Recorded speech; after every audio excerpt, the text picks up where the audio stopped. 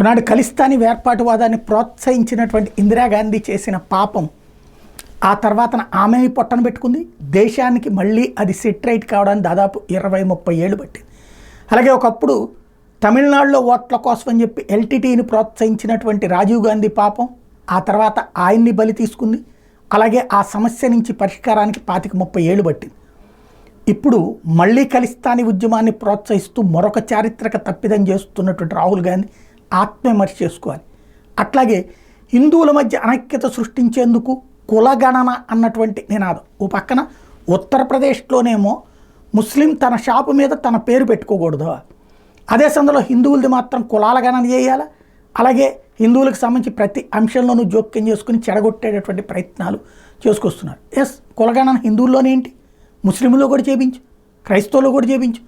అన్ని మతాల్లో ఉన్నటువంటి కులాలు లేదా వర్గాలు లేదా ఏ పేర్ల మీద ఉంటే ఆ పేరు మీద చేయమని చెప్పు. ఒక్క హిందువుల్లోనే కులగణన ఎందుకు అడుగుతున్నావు? ఎవరు చేపిస్తున్నారు ఇట్లాంటివన్నీ? అంటే ఎవడో చెప్తాడు ఇట్లా చేస్తే బాగుంటుంది, అట్లా చేస్తే బాగుంటుంది.